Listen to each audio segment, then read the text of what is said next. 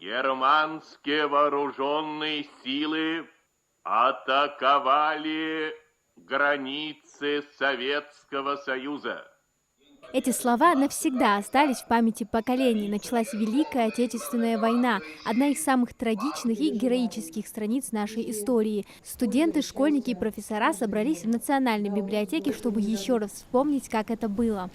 Празднуя День Победы ежегодно, мы тем самым отдаем дань памяти и этому светлому Дню Победы, и тем участникам, героям.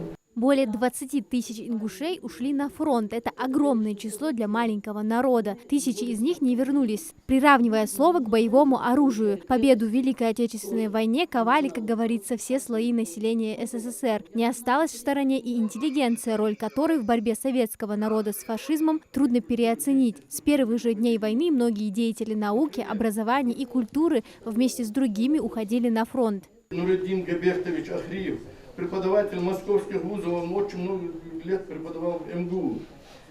В годы Второй мировой он находился на Закавказском, Крымском и 4-м Украинском фронтах. Для ребят это не просто лекция, это встреча с прошлым, которое теперь звучит особенно близко. Истории о героях-земляках тронули многих, в их глазах уважение и осознание. Победа – это и их наследие. Сейчас в школе мы проходим тему Великой Отечественной войны. Нам пока не объяснили, или мы еще не дошли, что Ингушетия внесла свой большой вклад в Великую Отечественную войну. Благодаря этой конференции мы узнали об этом. Спасибо, что устроили такое мероприятие. Для нас это очень важно. Это останется в нашей памяти. Мероприятие докладами не ограничилось. Библиотекари региона смогли поучаствовать в конкурсе на лучший буктрейлер, посвященный победе в Великой Отечественной войне. Взяли произведение, вот самое актуальное из классики, это Ташица Бокова Ахмеда.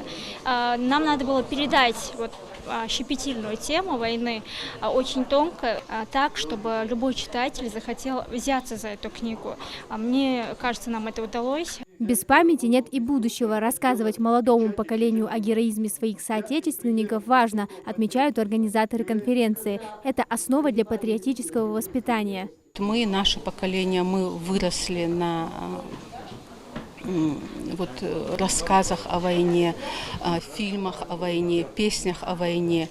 А вот нынешнее поколение, оно нуждается уже в обновлении этих знаний.